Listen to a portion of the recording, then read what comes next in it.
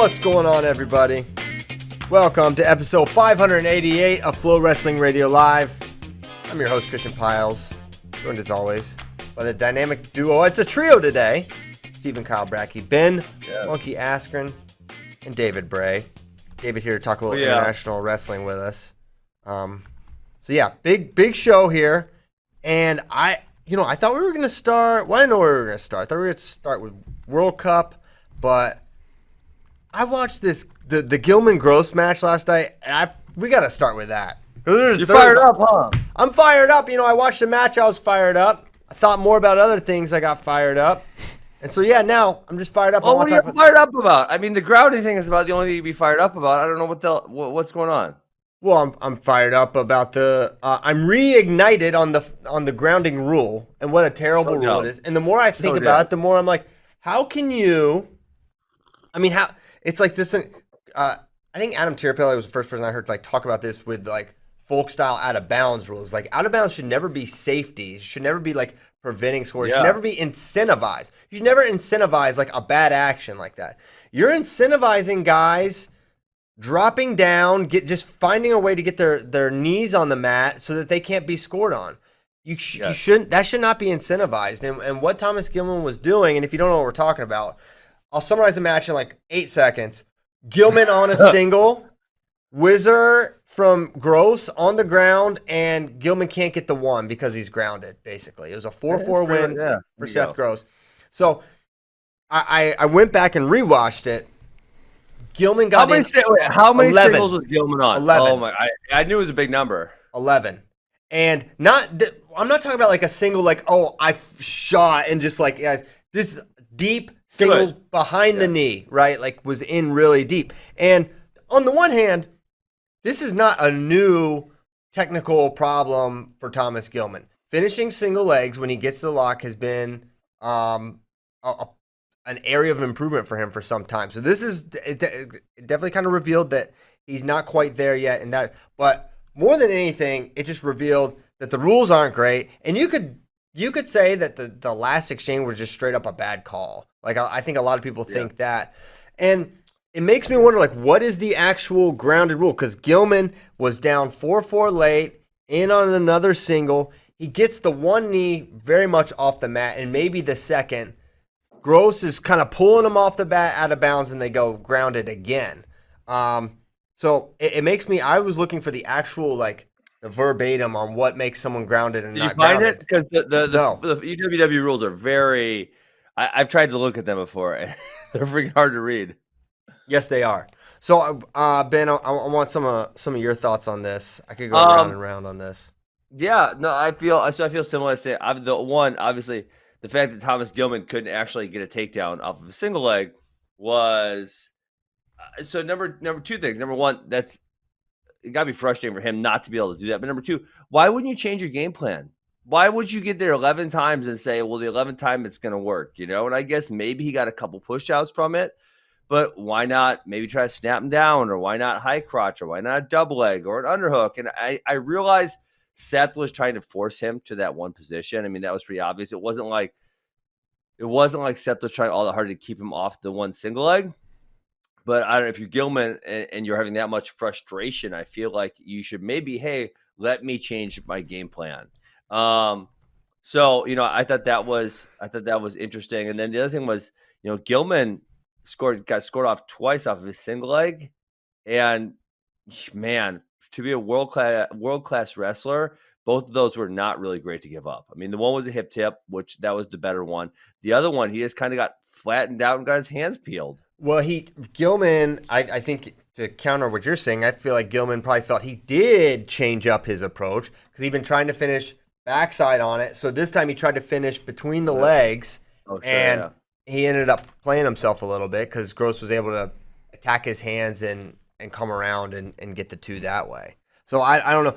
But I think, you kind of bring that up, Ben, change your tactics. But one thing with Gilman is he sort of can get a little tunnel vision in his focus. I mean, remember one of the most, bizarre tactical blunders we thought about is why did he shoot on Dayton Fix at the end of that match? He had it won. Yeah. We thought he had it won. And I said on the broadcast, there's no way he's shooting. He shoots in, gets taken down, because that was like how Dayton was able to get his points against Thomas, and it made no sense. So I think that's an area of continued growth potential for Thomas. Yeah. The other place that really annoys me that he never goes. Now we're getting into the weeds in technical wrestling, but in freestyle, if you shoot a single leg, you don't get it. You can very easily come up to the hip and go to your seatbelt position. And in folk style, it's not that great of a position. It's okay.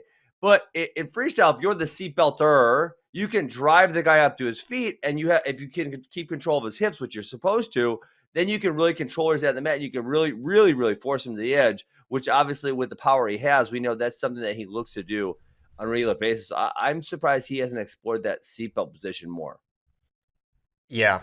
I think he could have some success from there. Guys like Green and I think Burroughs. I mean, Burroughs is like the step out master of masters, but Green, it sticks out because I remember RTC Cup, he was ending up in those kind of extended single leg positions, but he was able to get up under the guy enough to where he actually can bring the guy from grounded to his feet to out of bounds for the one. Yeah. Which that's, but he's definitely an area of strength for him. So a couple other things about the match. One, I thought it was funny. I think Gilman was the only guy that got hit for a passivity warning, which was hilarious. But how about the ref offering the caution and one off the club? Off the club. Yeah, that was it's not confirmed. Thankfully, not confirmed. But I actually I don't know if I agree, but I understand why Seth was never put on the clock, because there was just constant action. He was on the leg the entire time. On his leg the whole time. Yes, it would have been kind of tough to put him on the clock. You normally see the clock go back and forth when it's like a lot of standing around, nothing happening. There was action throughout this match, so I kind of understand it. It's fair. I mean, one thing too. I mean, it is worth pointing out, Gilman maybe should change his approach, 11 singles, but I mean, he did score 4 times, right? I mean, he scored and 3 of those were straight step outs. 1 was like a reversal. So percentage wise, if you're shooting 11 times and you're ending up converting some kind of a score, 4 out of 11, that's not a terrible finish rate. And then considering how close he was to scoring a couple other step outs that ended up being called grounded, I don't know. I mean, I could kind of see why he kept with that approach, because he was either scoring or really close to it. The problem is that plays right into Gross's wheelhouse. He is so good at and so fast at attacking a wrist once somebody gets to a shot, and he just systematically takes your shot and begins to sort of dismantle it and work towards scoring from that. And he got 2 2-point scores, which, made a gigantic difference. But I can understand why Gilman felt so close to scoring so many times. So I don't know. I kind of understand it. I feel like. So there was the one reversal, but the other thing was at least 2 of those step up points were high singles where he didn't even hit a knee, right? Where the first one, Seth tried to slide by and he stepped to it and ran him out. And then, I think the third point he got maybe was a high single also, where he just stepped to it and didn't hit his knee. The fourth point, I'm blanking whether he hit a knee or not. I think he did. I think he was down on the shin wizard and ended up scoring. So those high singles actually working out decent because, Seth was kind of inviting him into that leg. Yes. Yeah, I understand why he continued. I mean, listen, if they call that ending sequence differently, he wins the match, and we're probably not second-guessing his tactics quite as much. Another thing, tactically, where you would see Gilman frequently convert scores is off his opponent's attacks. He's got really good down block, go behind, re-attack stuff. Seth did not take a single shot, as far as I can Not recall. one. Not a single. One. So there, I mean, that's a quick way to eliminate one of your opponent's best ways to score. And if you're not getting held to the fire of having to fire off attacks and go into that kind of into the fire there, so you can understand why Seth didn't pull the trigger, because he had no real incentive to. Yeah, Seth didn't shoot once, did he? Negative. He did not. And Seth's not a guy. Well, Seth will let you in on his legs, very, very obviously, but he attacks, right? He's got really good offense. He usually shoots quite a bit. He shoots a lot, right? He's got a really nice single leg, actually. He's kind of underrated, I think. Has underrated leg attacks, underrated speed to the leg. but he wasn't able to get him off for whatever reason. So I thought it was an interesting match. Post-match piles. We got beef. Are we going? So are we going? You enjoy this, or it's really freaking petty? One of the two. I'm kind of in the middle. Well, I don't think they know what we're talking about yet. We got to really tee it up. I'm gonna lead them in. Okay. I'm gonna tee them up. All right. Well, so there was heat between Hawkeye Wrestling Club and Gilman this week because they were playing old Gilman highlights, which I don't really know why they were doing that. But then right after the match, I mean, we were talking within minutes. They just posted a picture of Spencer Lee, and they didn't even. Yeah, there we go. Oh, you got the tweet. Perfect. Look at this. And then also Wisconsin Wrestling Training Center or Wisconsin Regional Training Center posted things that January 20th we have a guy, or I think that's what it said, right? Yes. Did you see that? Yeah, I saw that this morning. So what do you think? Petty or you enjoy it? Well, I think the first tweet is important context of Gilman kind of saying, "Hey, use content from your athletes to promote your program. Thanks." And then the Lion. So he sends this tweet, and predictably, Hawkeye Nation not pleased. Like, man, you were a Hawk. I mean, and literally this played out with Tony a couple years before. With Thomas, it's kind of like the enforcer. Once a Hawk, always a Hawk, and blah blah blah. And you said things about my family or whatever. That's my family. Now, a couple years later, it's Gilman on the outs and chirping at his former program, and like clearly is all in. I mean, the lion emoji, right? So we've got more beef there. And then I think here's the thing though. First of all, I don't think this is petty. Or I do think it was strange for the Hawkeye Wrestling Club to use a Gilman clip now. Certainly, I'm not saying he wasn't an Iowa Hawkeye. It's just strange. But the other thing is, it's not like he left on good terms. It's not like, hey, you know what? Kyle Snyder left on relatively good terms from Ohio State. I'm sure no one liked it, but it wasn't like they were talking a little bit trash on each other, right? Correct. Gilman did not leave under good terms. There was a lot of things said. And so for them to use it, and we're talking, how many months? 3 months since Thomas Gilman left? 4 months tops. I mean, it's not like it's 5 years later and kind of stuff's been okay, whatever. You know, we were heated at the moment, no big deal. It's like, this is fresh. This is so fresh. They got heat. Don't use his clips. It's simple. Yeah. So I did think that was it was odd that they used it. And then, Gilman chirping back was just like kind of further validation that it was not a good breakup there. And then, I always talk about like the sweet spot for like trash talk, but I think this is right in the wheelhouse, like where it's kind of fun in wrestling. So Iowa or the Hawkeye Wrestling Club tweets the Spencer Lee picture, and I feel like the Hawkeye Wrestling Club, whoever runs that Twitter, was kind of thinking what I was thinking, which was, I think Spencer Lee beats both of those guys soundly. I mean, I think you look, what happens if Spencer's in on a single leg half that many times against Seth Gross? It's not, that's not happening. A lot. He's scoring. He's converting those. And conversely, if a Shin Wizards all can shut down the entirety of Thomas Gilman's offense by and large, then it's going to be a really long day. So they're feeling really good about their guy, Spencer Lee. And after watching that match, I'm like, yeah, understand that. I feel like him or Dayton are the guys right now. We'll see if that's the case, but especially Spencer, I think he matches up great against both those guys. And they're feeling really good. Okay, Thomas, you chirped at us. Here's a little chirp back. We got this guy waiting for you. And there's also the unsaid. Whoever's sending these tweets, they know what was happening in the room, right? You have to figure. Of course. Listen, if Thomas Gilman is beating the life out of Spencer Lee in the room and then leaves, they're not. I don't think you send that tweet if you're not feeling good. If Thomas Gilman's getting the better of Spencer Lee, you don't have a position of strength there. But if you know what was going on in that room, and you think Spencer Lee was getting the better of him, which has been theorized and maybe confirmed, then you're feeling good. And you're like, you know what? Who confirmed it? I'm not saying it was confirmed, but, people that know are saying it. Right? Okay, So sure, they're feeling good about their guy, and I kind of understand it. And it's like a little bar back, and I think that's pretty interesting. I think there's a lot of things. Listen, I'm reading like 9 layers deep into things that aren't said, but that was my read on that one picture of Spencer Lee. How about that? Pictures can say 1,000 words, especially when you're a big mouth like me. I think you're right.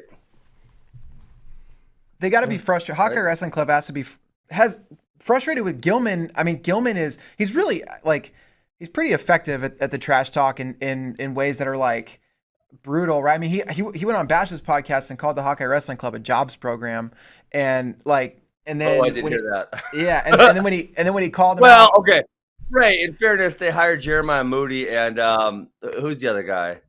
Paul Glenn. Well, I think they work for the club more than they're like trying to. Paul Glenn's for sure like a fundraising role, not wrestling. Moody has been wrestling. Yeah.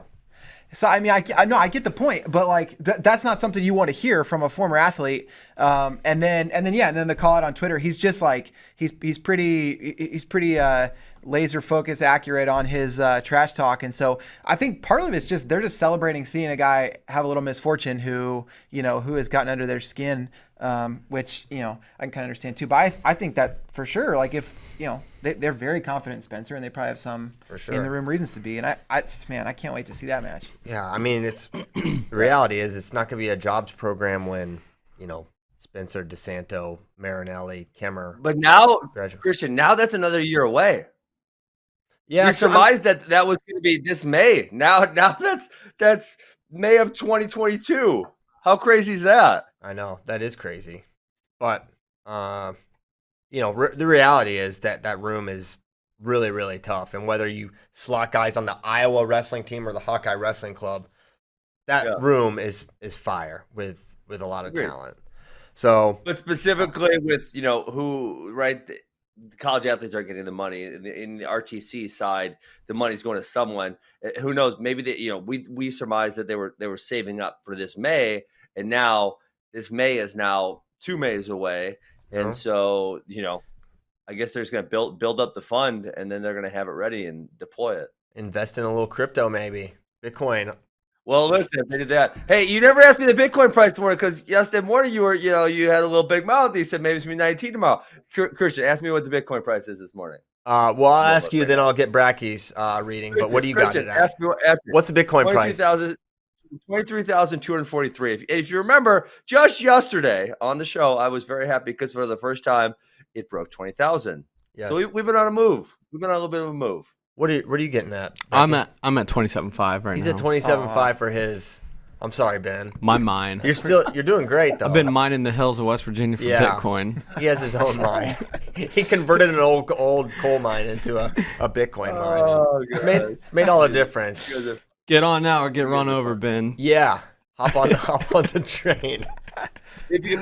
Kyle, if you have a Bitcoin mining company, I'm investing. Just send me the paperwork. All right. I'll send it over. Let's go. Just send them something. We'll work on something. We can split it. It'll be great. Okay, so that was that. 57 is going to be a fun storyline. The Gilman Iowa beef. We were talking about seeding yesterday. This just throws another wrench into it. Well, I feel like it doesn't though. I mean, it throws a wrench in that we all just watched him beat Gilman, but I don't think it counts. I don't think Christian it counts. said it doesn't count, but I don't know if I believe Christian. Okay, that's fair. But then do you not count all the matches at the RTC Cup last weekend? Do you not count Beat the Streets? Like, do really none of these count? They don't count. Why? They should count. They're freaking wrestling matches, Christian. I don't disagree. Jeez. I'd count it all. I mean, I'd count all the freestyle matches. Any common, especially not common opponent, head to head. Like if they wrestled same way, that should definitely count. Count it. I would understand if using a common opponent from a thing that was at +3 or whatever, but it's like Cologne beat Gross. That happened, right? That should count.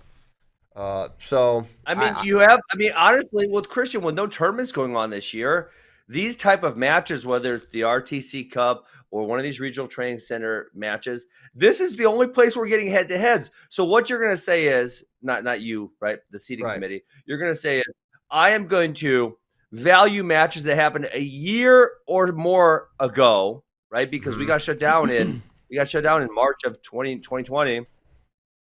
Those count more than these matches because these matches are pro matches. Like the logic behind that is completely insane because if you're talking about matches that happened in after March of 2020, the senior nationals, most of the top guys didn't compete in.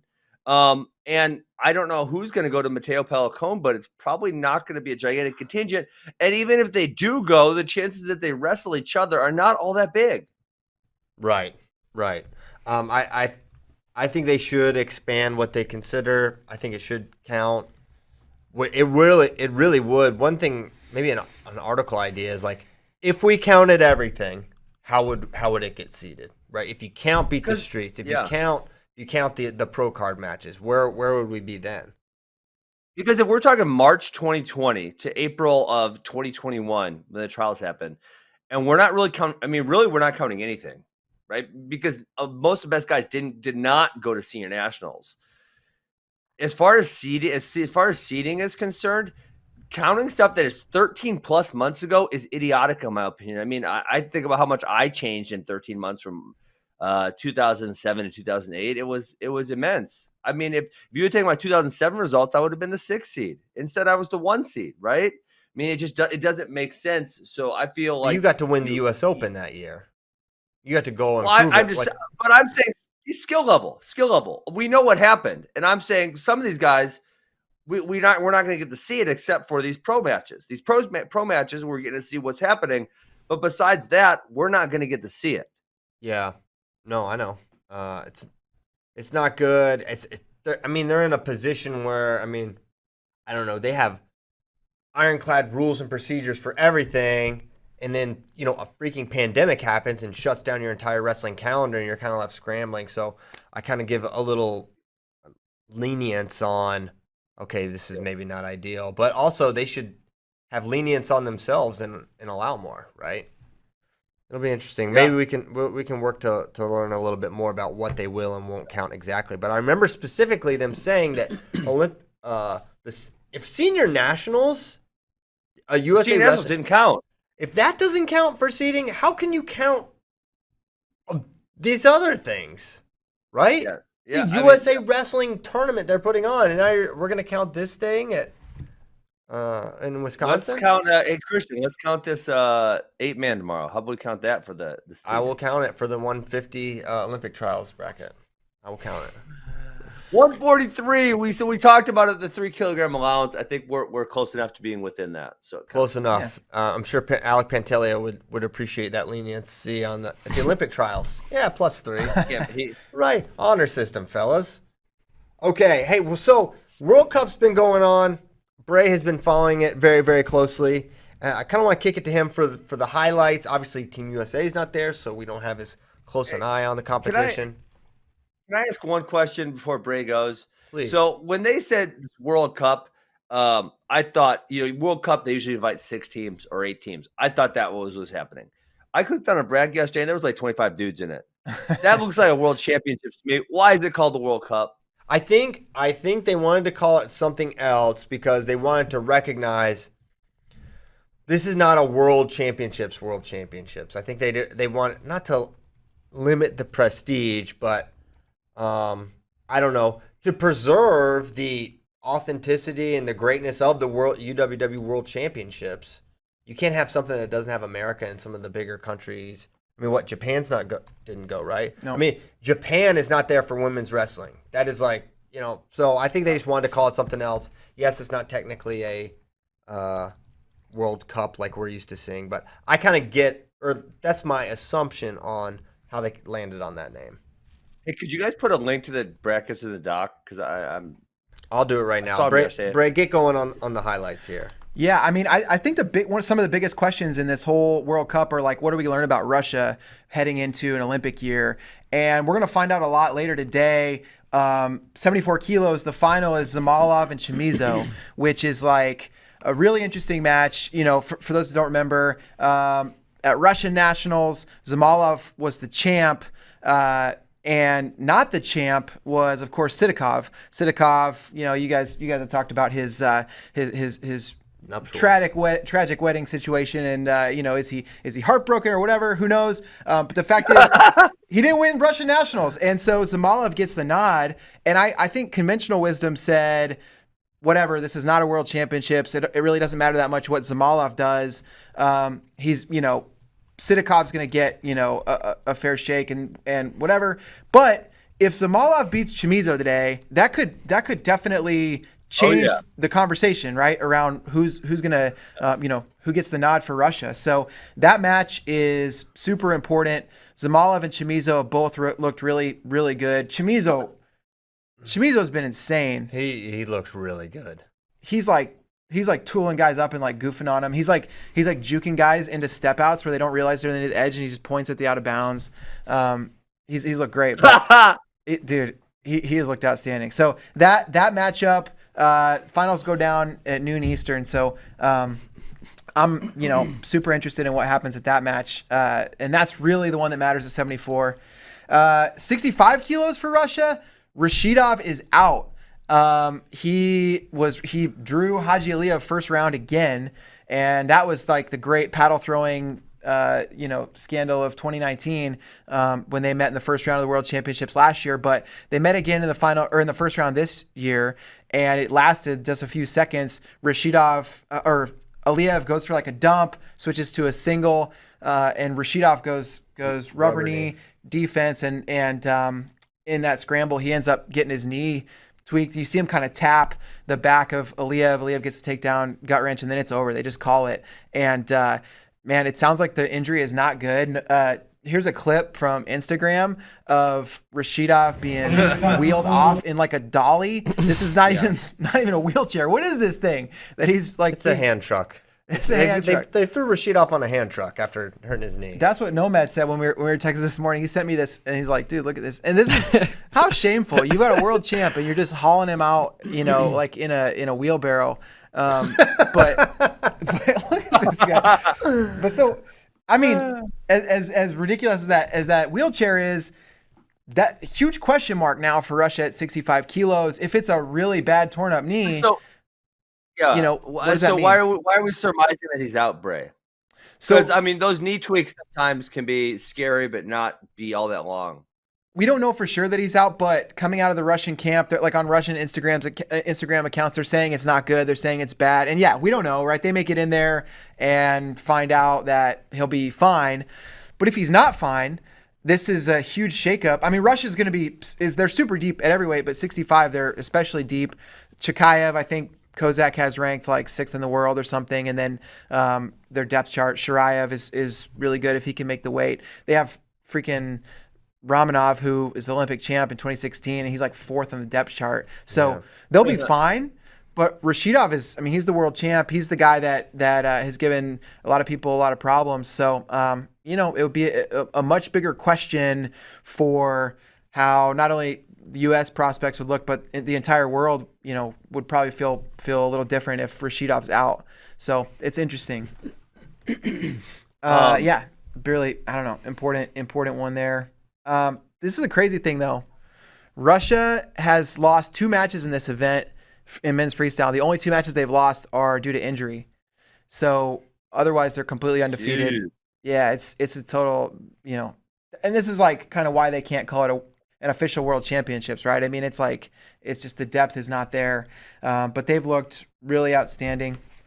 One other thing, probably really important for American fans, Stevan Micic, he was in at 57 kilos, and everyone was circling a quarterfinal that he was supposed to have with Ravi Kumar, who's from India, is really super fun, 57 kilo to watch. But Ravi ended up, he was leading and was on top with like a leg in, and ended up, the other guy had a whizzer and ended up getting like rolled through and pinned in around the 16. So Stevan had a really nice path to the finals. He won in the quarters, and then in the semis, Stevan took a loss to I don't know how to say his name for sure, Hartunian of Armenia. So tough loss for Stevan, but he still gets the battle back for bronze. I really thought he was going to win that match and we'd get to see him against Yuguev in the finals, but he didn't, and so he's gonna wrestle for bronze. But I think those are probably the main highlights that American wrestling fans interested in. What about Musakayev and Aliyev in the semis? You guys pumped for that or what? Yes. Isn't Aliyev just gonna trash him? Because like Aliyev's super athletic too, and he's not like Musakayev, who like is just a freak of nature athletically and technically. But I feel like he's gonna be able to match him in the first like 90 seconds, and Aliyev can like go hard. So I don't know. I feel like he's gonna get destroyed. Maybe he gets up a takedown, but it's not like a Yanni thing. Sure. Hey, so 74 kilograms, Israel. Is this Mitch Feinsilver from Duke? Yeah, Mitch Feinsilver. He got pulled back in. He lost to Zamalov first round, and got pulled back in, and then he ended up losing in the repechage. But yeah, that's Mitch Feinsilver of Duke, up at 74 kilos. Okay. He's big. He fits there well. Now, yeah, the Chamizo Zamalov thing. It's as an American fan, it's like, what do I want to happen here? Do I want Zamalov to win and the chance that he would be the guy and, you know, get Sidikov out of the way, who's maybe the biggest threat? If Jordan's on the team, obviously he would be the biggest threat. It feels like Jordan has Chamizo pretty well figured out. Dake just beat Chamizo. But, you know, I don't know what you want. What is the best thing? And maybe it depends how good Zamalov is, right? If he comes out and works Chamizo, it would be kind of freaking out. But also, if you're the Russian Wrestling Federation, are you watching this match thinking this is the ultimate test? Or are you like, Sidikov passed the ultimate test, which is beating Jordan twice in back-to-back years. Right. So, and they do not forget stuff like that. They do not. They factor in the full thing and how guys match up against the guys they know they have to beat. And maybe it's something where they're watching in April. They see who comes out. If Dake comes out at 74, it's like, okay, maybe it means one thing. And if Burroughs comes out, it's another. But they factor in everything. They do it a little differently from the United States. Yeah. Okay. All right, that's World Cup. Oh, one other thing. Okay. Desterbas, the guy from Argentina, he's down at 61 kilos. The guy that pinned Zayn. He's a comeback machine. He's been losing like every single match today, and now he's in the semis. This guy, he's like, oh my goodness. You know, by all accounts, like his results are not that good. Now he's beaten Zayn and qualified Argentina for the Olympics, and now he's like going on this run. So, you know, crazy. He's doing it for Maradona. He really is. Couple Argentinian legends. R.I.P. Hey, R.I.P. so this will get us into what USA Wrestling released yesterday, but what do we think the chances that they're actually going to go to Italy are in January? Because I thought Italy was like locked down. Maybe I'm not up with the news, but that would be very literally little less than 1 month from today. Yeah, I have been pretty dubious that that's going to happen, but nothing's been canceled. Maybe they're planning to go, but man, the idea of us going to Italy. I mean, we didn't go to where is it? Serbia. We're gonna go to Serbia in December, but we'll go to Italy in January. I don't understand the difference because we'll need to send. They just look up. Italy's cases are going down, Christian. Okay. Good. But what? Yeah, and I don't know what the situation was in Serbia. So I don't know. I remain skeptical that trip's gonna happen, but I don't know. I wonder if it happens. I wonder if like U.S. athletes representing the United States like get to the front of the line for vaccines or something, or at least the option. Then I wonder if that frees up the possibility. I don't know. Maybe. I don't know. It's probably like nurses, doctors, USA Wrestling. Freestyle Greco-Roman teams. That's what I would do. Teachers, probably in like that order. That's how I would do it. I don't know where podcasters fall, but we should be up there. We gotta be in the top 5, right? Yeah. What? We gotta be a top priority, man. What are you talking about, Ben? Think of how many podcasts you're in. 9? I'm just saying. I'm hoping we're last. Yeah. Okay. You don't. I don't need a vaccine. You don't need a vaccine. Anti-vaxxer. Great. That's good. I didn't go that far. Not on this show. You're flirting with it. Okay. Well, we'll quickly get off that topic. I didn't want it, Christian. That's it.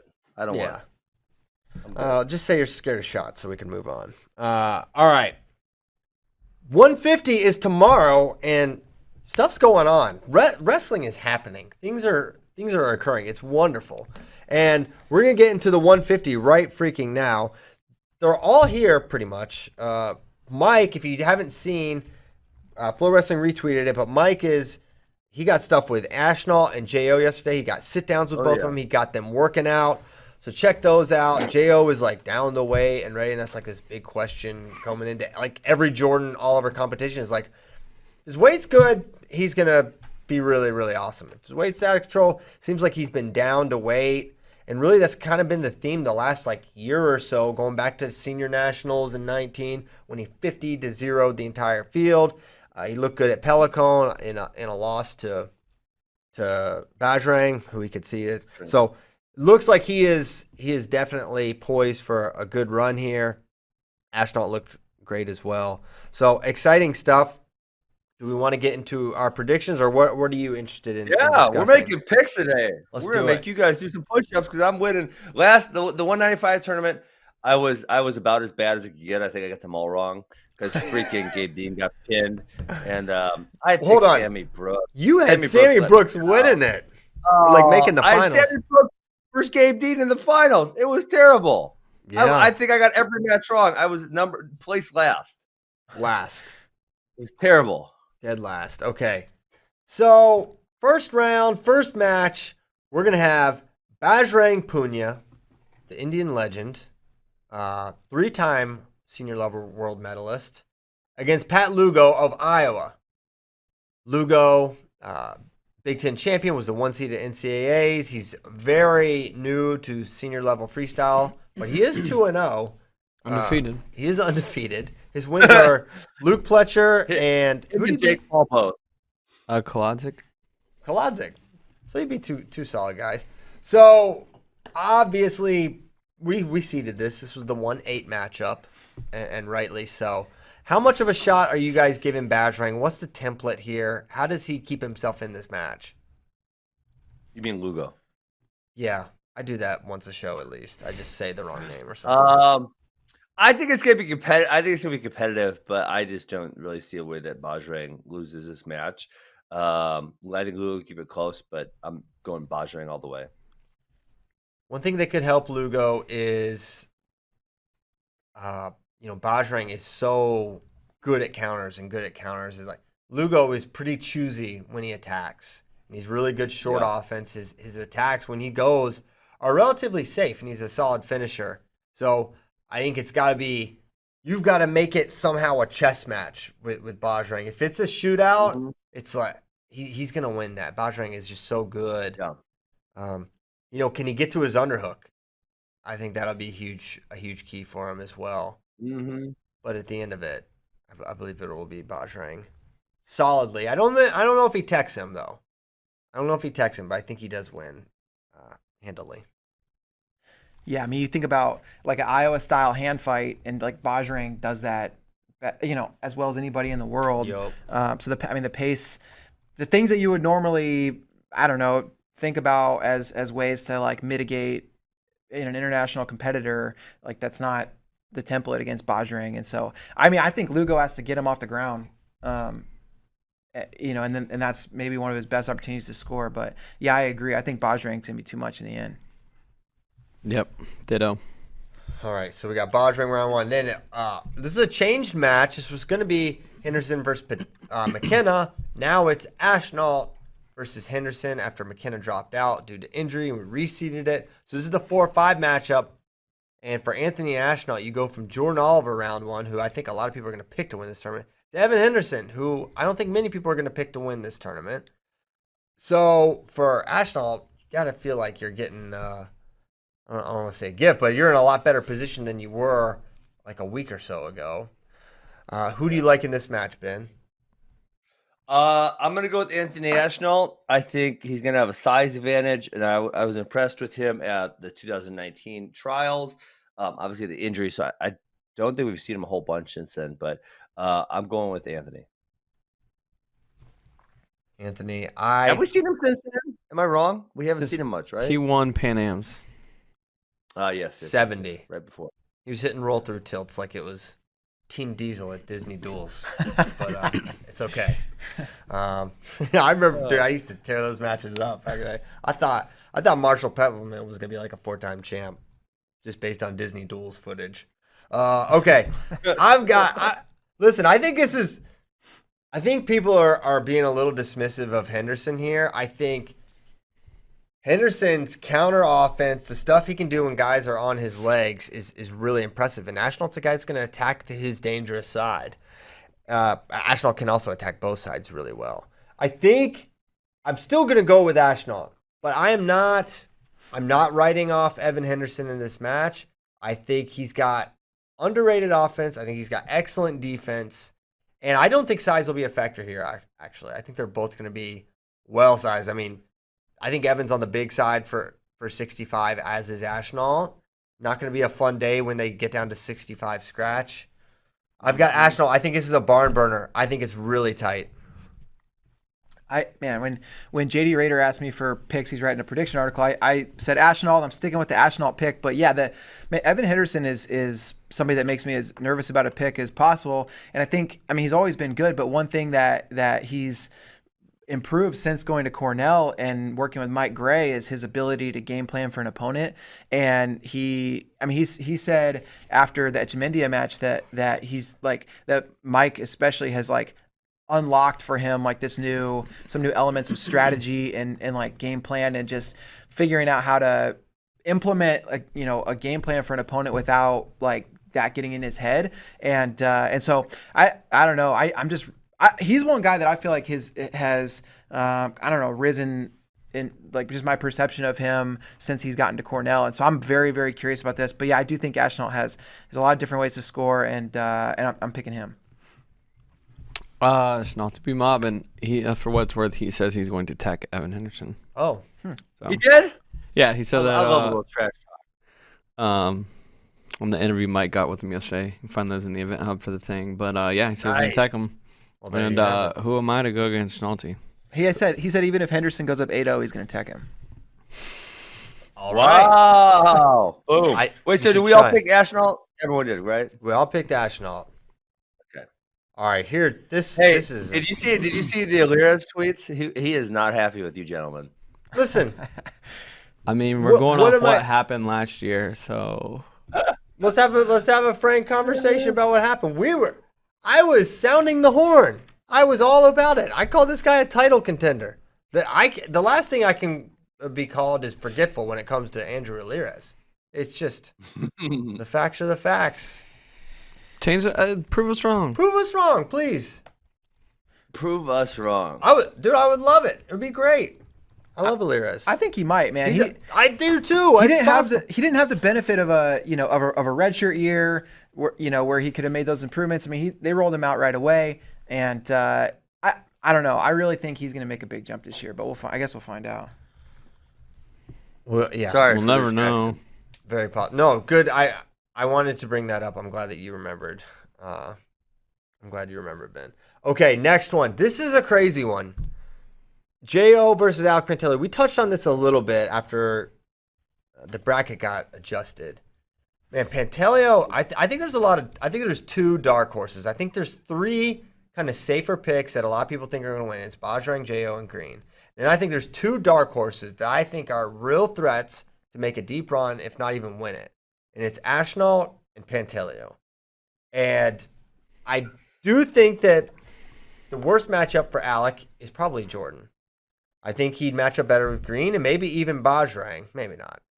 Yeah. But J.O., I think, is just a little too slick. I think in another spot in the bracket, maybe Pantelio goes on a run and someone takes out J.O. and then he's the winner. But I just don't see it. I think J.O. gets it done here. And I think the slickness versus the physicality. Here's the thing. J.O.'s really big and strong and fast too. So it's like a lot of Alec's biggest strengths are somewhat negated. And then you have maybe the best technician in the field. I don't know. Maybe J.O. So I'm going J.O. over Alec. Man, I really want to pick Alec Pantelio because I think he can match the athleticism of do it, dude. Jordan. What? You want me to pick it? Yeah. Get last again. I'm not. I'm going Oliver. I'm going to try to reverse jinx you into getting last. Well, we're all doing the same pick, so at this point, we're all tied, no matter what happens. We're all tied.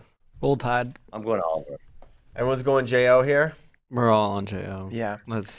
I think one of the biggest questions was because we saw Pantaleo at basically this weight and he looked really good. And then, that question was about Jordan. How's he doing at the weight? And now that we're hearing like he's locked in and he's on, it's like it's tough to pick against him, which is how good he looked last year at Farrell and Senior Nationals. And even Matteo Pellicone in a loss to Bajrang, he looked super good. So I'm going Oliver. All right, which brings us to the last match of round one: Bryce Meredith versus James Green. Skinny James versus Thick Bryce. Thick Bryce. So we'll see. This will be 3, maybe 4 hours off the scale by the time this match happens. So a little time to adjust, not a ton. You're still probably not going to be feeling great if you're James Green. You have to imagine, right?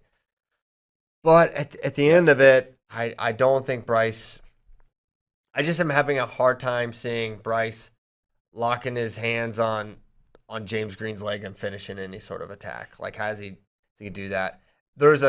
Maybe there's a chance James gets up on a single and Bryce scrambles him in something, but I just don't see it. I think James shuts it down. I think it's a good matchup for James and he gets it done. Yeah, I don't see it. I mean, the one I referenced last week when we talked about this match was Bryce Meredith had just lost to Seth Gross. And Seth Gross, I think he wrestled 60 kilograms last night. I just don't see him being able to get the job done against James. I think it's fairly one-sided. James Green. Did you guys hear? I like James Green for sure, but I love Bryce's approach. Did you guys hear him on the Bader show? Like compare this event to rodeo. He like made this rodeo reference in classic Wyoming thing. Yeah, he's like Wyoming. He's a big rodeo guy. Wyoming guy. He talked about like how this is basically like these bull riders and these dudes that show up at a rodeo. You're not guaranteed anything unless you saddle up this freaking, this bull. And that's like the approach that he has to wrestling James Green. He's like, yeah, I mean, I'm showing up, I'm getting paid a little bit, but I don't, I'm going to embrace this as like a massive challenge. And like, I know what I got to do to try to win the money. I just love that dude. He's fearless. I don't think he's going to win, but I love his approach. We'll see if he can go 2.7 seconds on a bull named Fu Manchu. Yeah. Bulls, blood, dust and mud. Roar the Friday crowd. I bet this is a close match going into the second period, and then James Green gets a lace, bust it open. I could definitely see that. I think it probably will be close early. Okay, which means the semis are set and these dudes are in the money. First, if you win a match, you guarantee like $4,000 more at minimum. But if you can't, you can see the payouts. You're all you can read. But if you're listening in your car, but can they do math? Well, I can't. That's a great question. So I can't. So I'm relying on you guys to do this for me. Yeah, but the only math Bracky can do is blockchain crypto calculations. Yes, he's good at that. But other than that, it's a very specific mathematical mind. Yeah, 25,000 to the winner, 15 second, 10 third, 5 to fourth, and $1,000 as your lovely parting gift if you go 0-1 here. So. A lot on the line here, more than just pride, a little bit of cash. So the first semi, Bajrang versus Ashnault, not a match I ever really considered until we created this field, and I just can't pick against Ashnault or against Bajrang, but deep down I really feel like Ashnault could surprise here and make this close. I think he's gonna score offensive points. I think he's gonna get. I think. His ankle pick is really good. I'm pretty sure that's one of the ways Jo took down Bajrang when they wrestled. Jo has like 60 really reliable takedowns, but that was the one he used. And I think that's a good template to finish because it's a quick attack.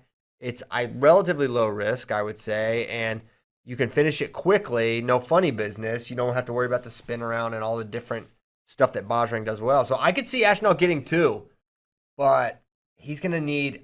I mean, how many points do you think you need to beat Bajrang here? It's got to be. You got to have at least 5. You say 8. I think 5. I think you have to have at least 5. 8's a really high number. You're basically screwed. What did Ashnall? If Ashnall is talking trash about everyone, what did he say about Bajrang? I don't know. I haven't got to hear it yet. Because someone said in the chat that he said that Ashnall said James Green was scared of 74 kilograms. He did say that. He did say that. He said that on the Bader show last week. He's busting everybody up. He is. Yeah. He's indiscriminate in his trash talk. Yeah. Yeah.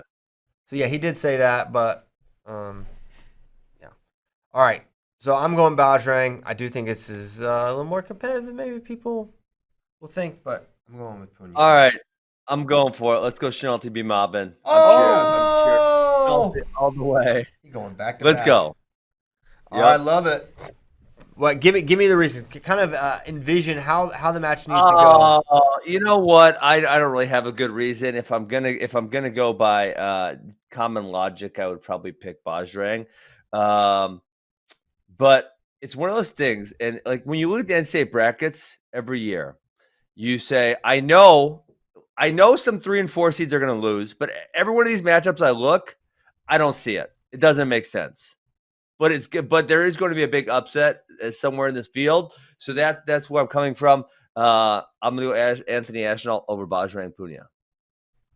Wow. So Askren's got Ashnall. David Bray, what are you thinking? I got Bajrang. I do think it will be close because I don't know, the guys who Ashnall struggle with in the past are like, well, he hasn't had that many freestyle results, so it's hard to say 100%. But that transition, that James Green takedown to Lace, like that kind of a transition, I think poses like the biggest kind of a threat, and that's you don't see Bajrang do that kind of stuff too often. I think he has solid parterre offense, but it's not like this huge threat. This is another way like Bajrang's very American. It's like it's takedowns, it's step outs. It's just like it's not like you're getting on this wizard at transitions or gut wrenches, right? Yeah. We got some guys that are good on top, but he's just doing it with neutral offense. Yeah, so that's where I think like Ashnall. I mean, man, going back and looking at Bajrang's results against Americans, he's beaten a whole lot of Americans, but so many of the matches have been very, very close. So it makes me think this is another close one. But I can't pick against Bajrang. I can't do it.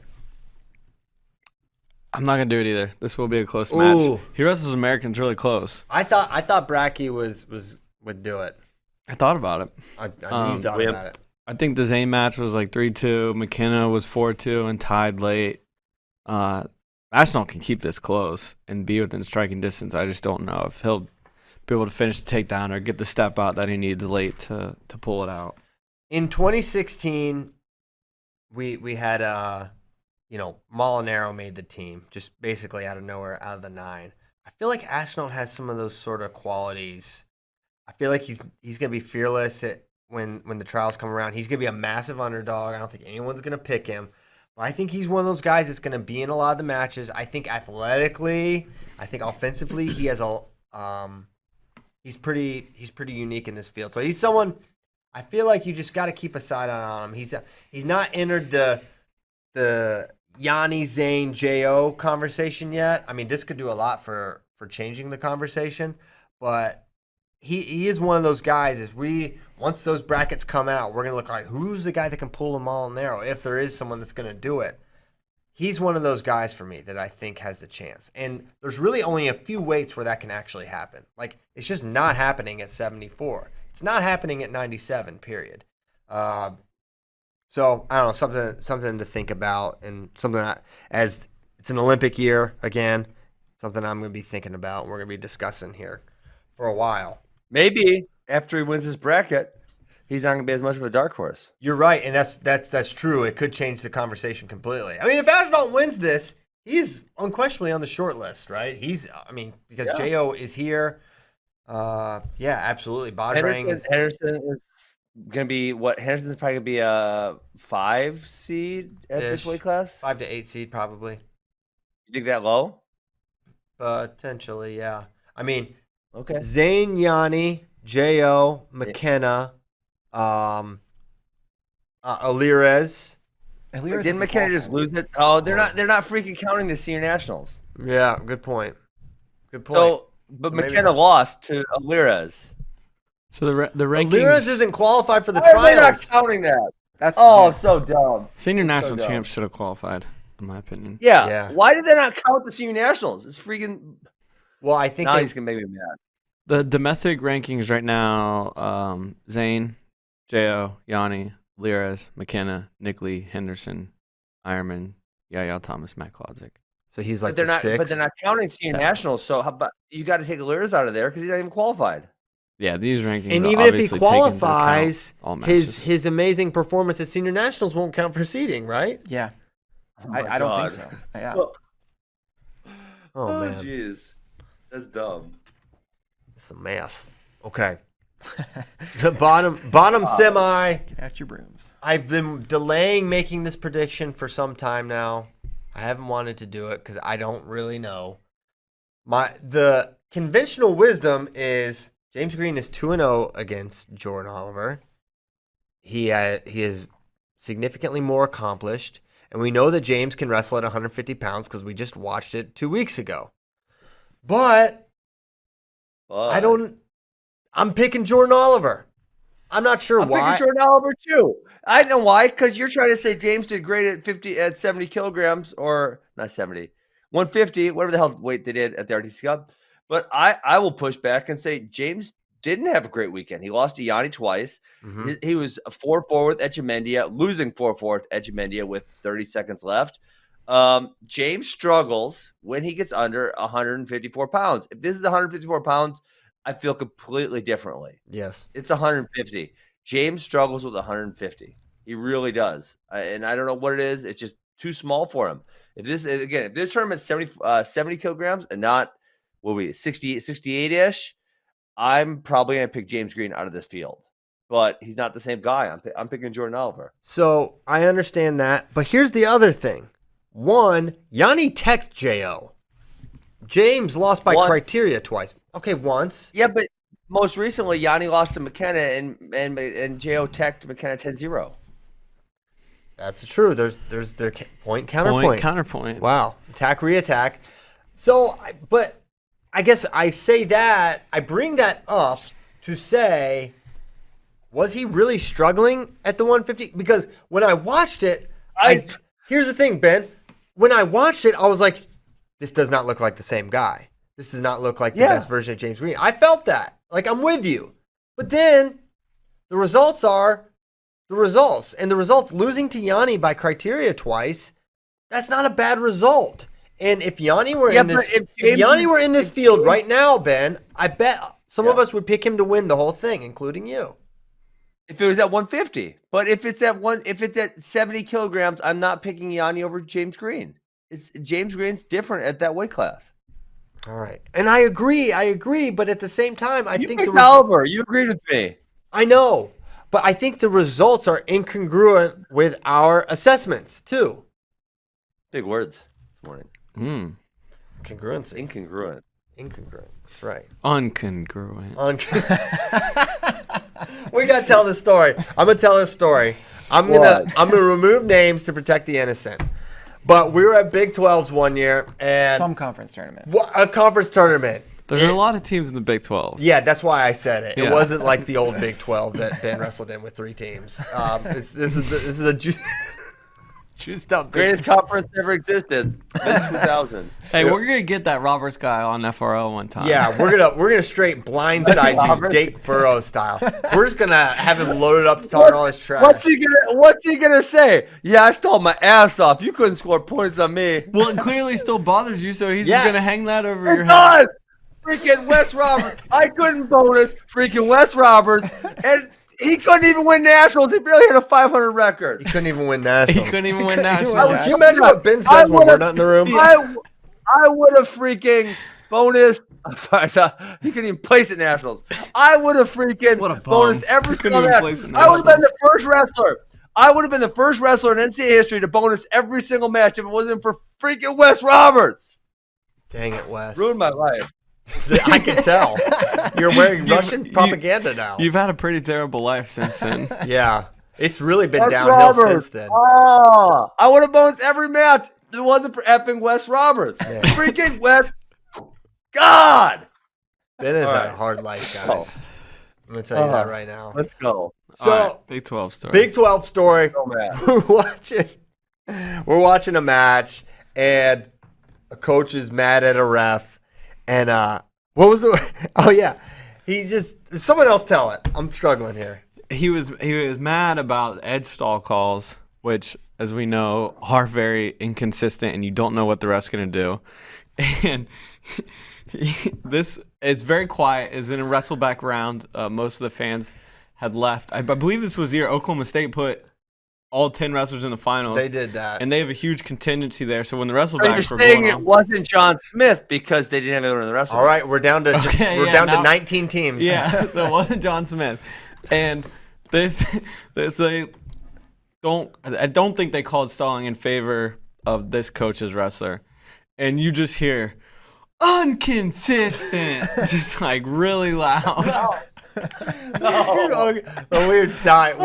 We was like right in front. We were all there on press row, and we were just like dying laughing. It was like one of those things where everything got really quiet, and you just hear inconsistent. It was really funny.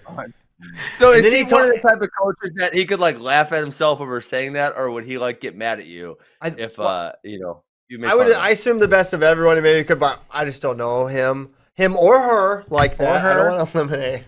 Or a woman. Female coaches in the Big 12? Yeah, that's the joke. That's the joke, Ben. I told you I got Asperger's. Sometimes I don't get jokes. That's a pretty bad problem. That's a bad riff there. And then afterwards, what did he get? He wasn't like yelling at the guy. But he told him, "You're not good enough to not wrestle." Or what did he say? He had some really funny way of basically saying you have to wrestle the whole time because you're not talented. Hey, Ben, so Tyler found this article from Rock M Nation. Ooh. That's Mizzou. Uh-huh. Okay, it was an article asking you about Wes Roberts.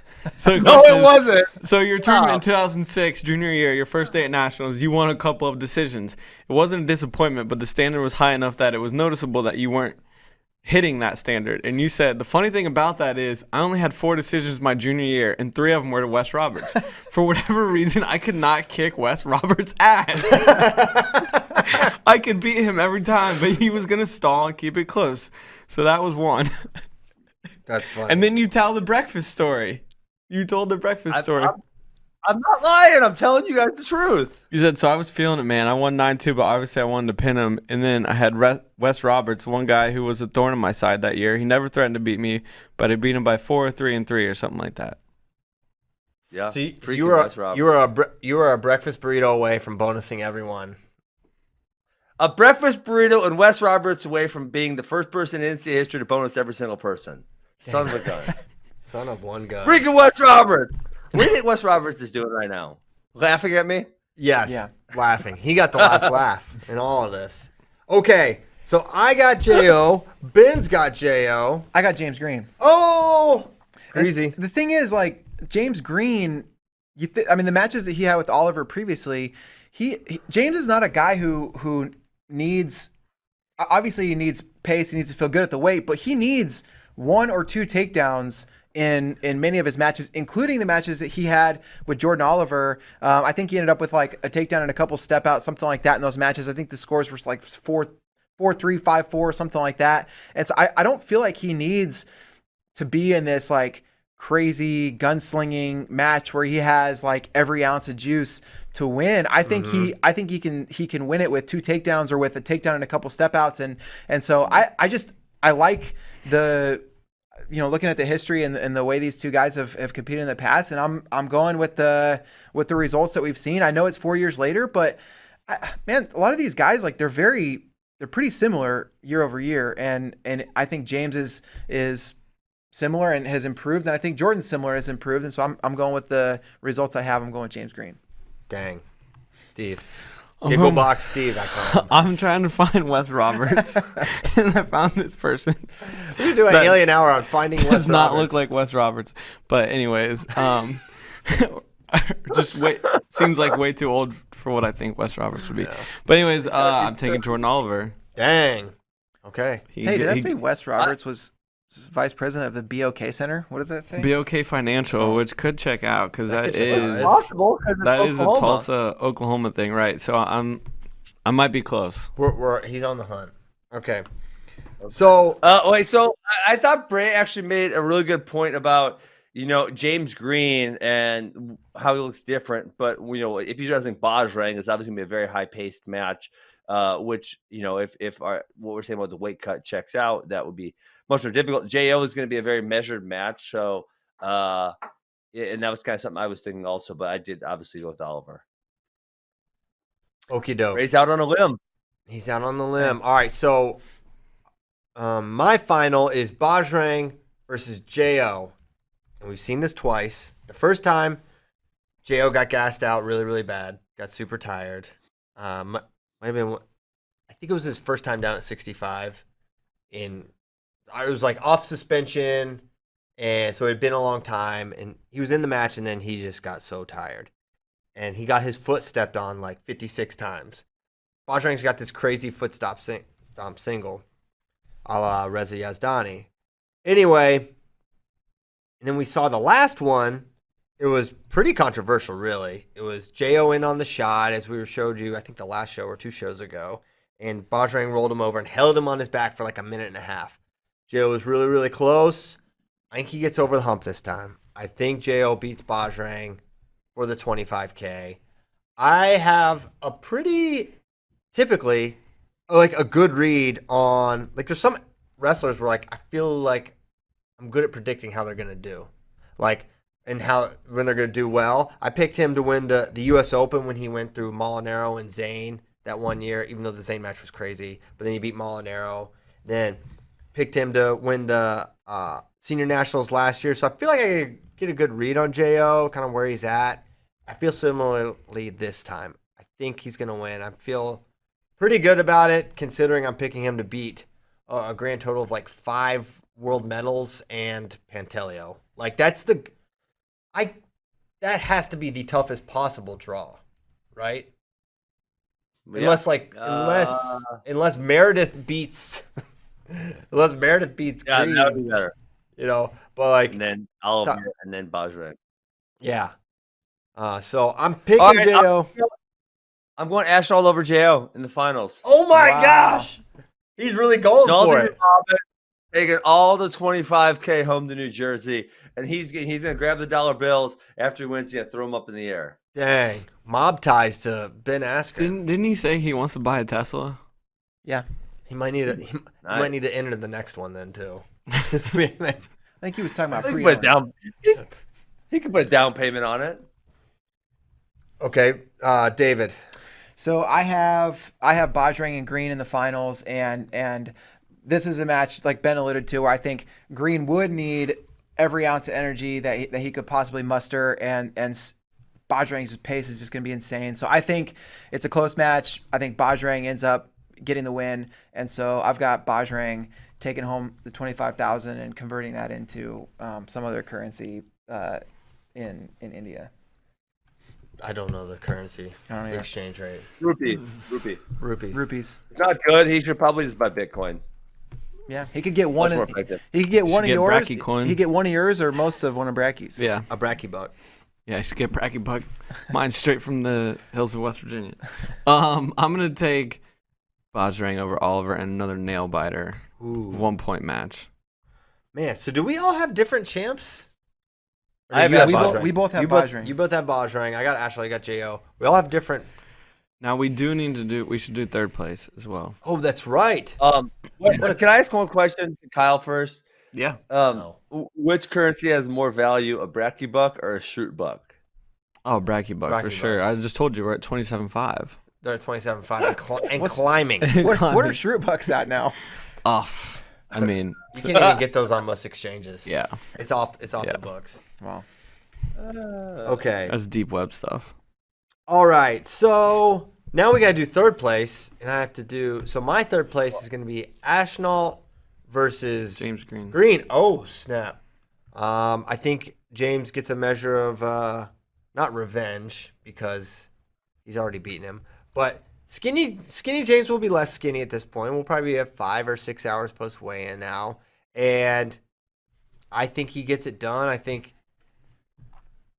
Ashnall is just going to have a hard time getting to him. Now, it'll be James's third match in a short period of time. He could be tired. He could be fatigued from that much wrestling after the weight cut, and maybe Ashnall can utilize pace and a lot of attacks. But like their Beat the Streets match, and when they hit at the trials, it was kind of all James. So I have a hard time thinking Ashnall's gonna be able to like completely turn the tides there, but maybe, again, Etchemindia was right there to do it. Is the other side of that coin.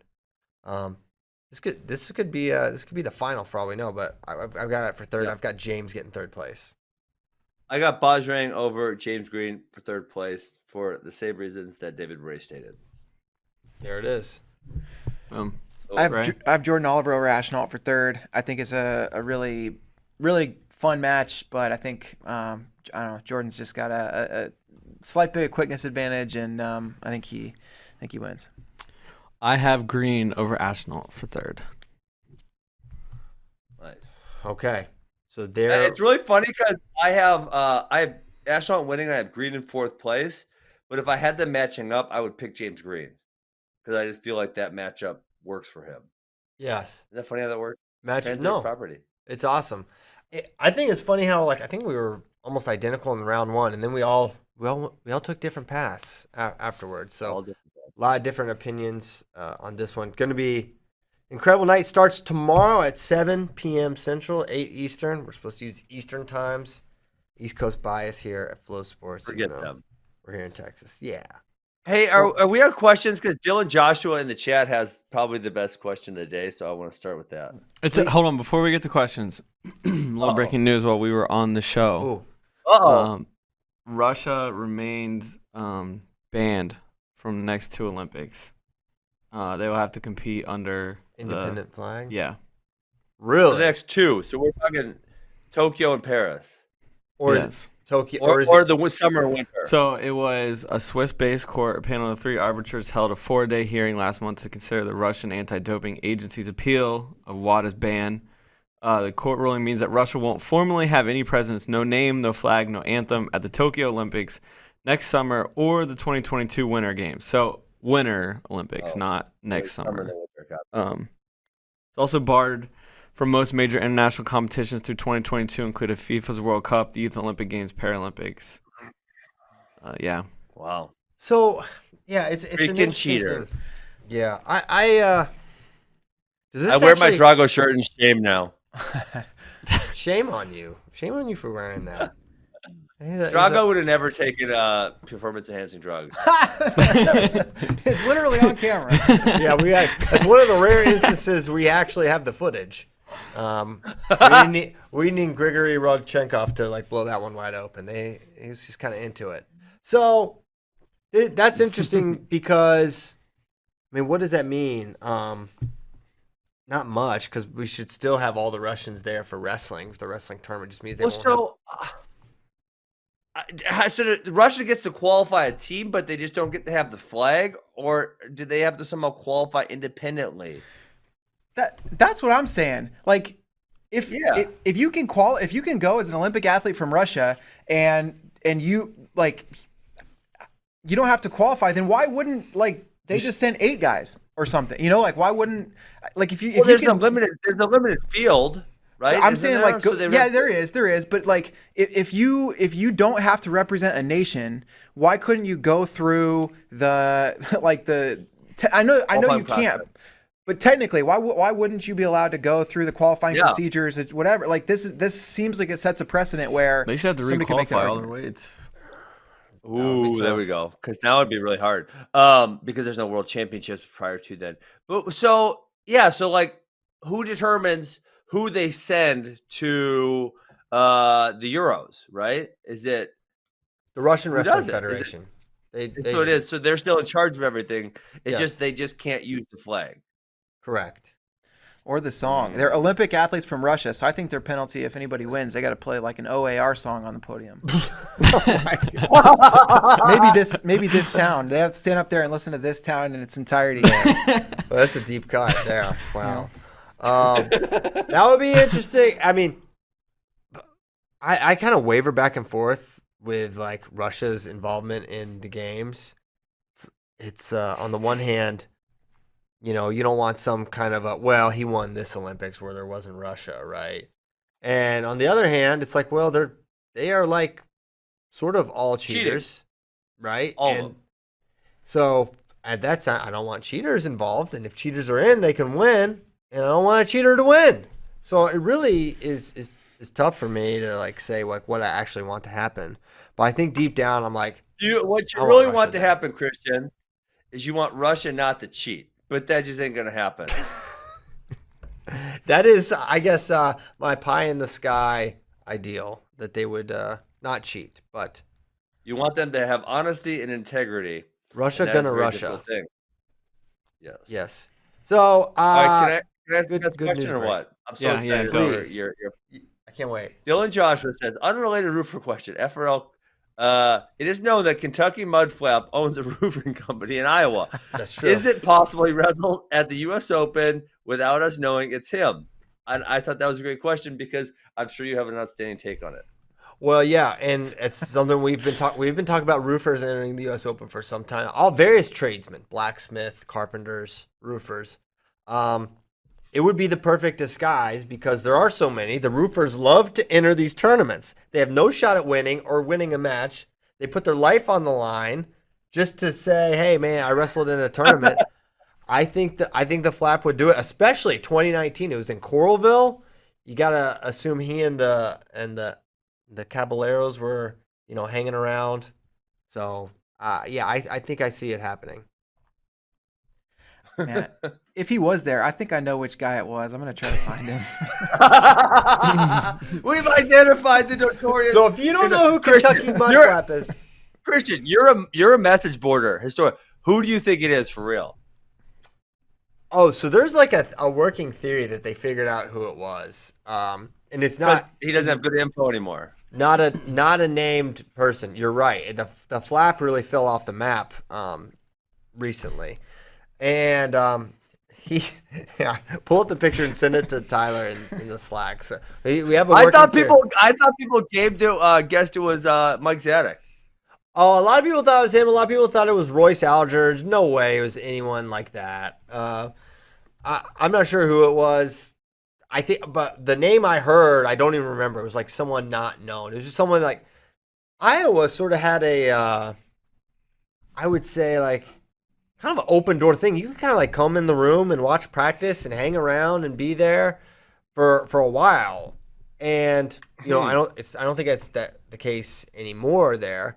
But for years, like even like I think before Brand's era, there's just it was just kind of a thing. You can go down, you could be there and watch practice happen. So I think with that, and this guy was super connected at one point. He's not anymore. Now he's just basically like gives his opinions on Iowa wrestling once every 6 months. If you don't know who this guy is, he's probably the most famous wrestling message board poster there is, other than Long Island Marty.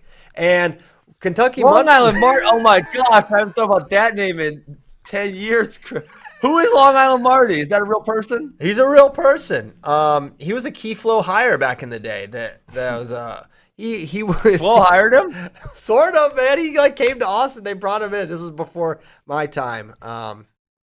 Yeah, still definitely figuring things out at that point. But Long Island Marty he loves Long Island. But Kentucky Mudflap, no one knows who he is. This is just some mysterious Iowa connected thing. He would write these hilarious write-ups like in like redneck speak, but he did it in such a way it was really, really hilarious. So anyway, and it was always like, who the heck is this guy? How does he know so much?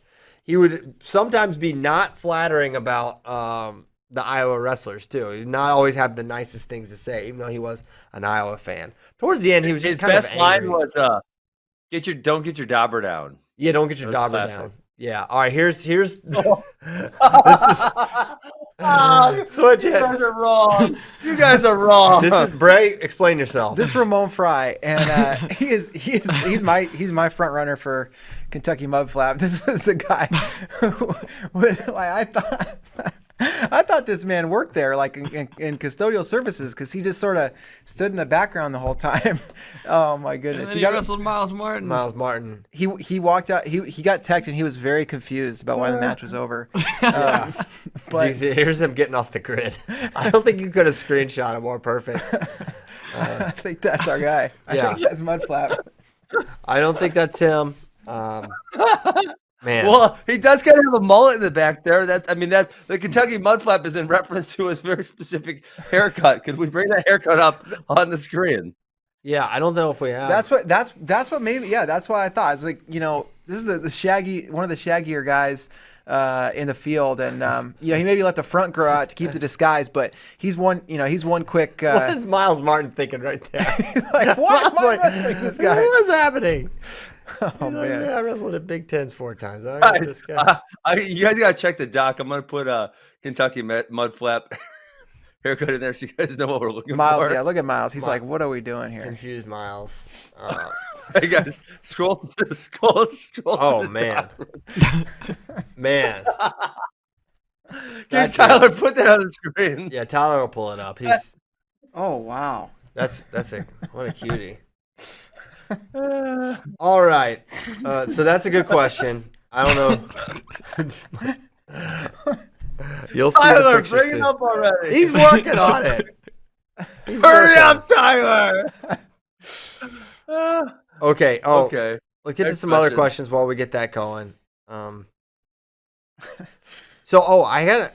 hit up JD during the show and asked him because he interviewed Coach Zadek about what matches count for RTC Cup, and he said, "Oh God, we got Coach it." Zadek said, "I'm sure they'll come up in the meeting. They're legit matches, so perhaps they will be considered for seeding, but I don't know what that means for the Underground series, etc."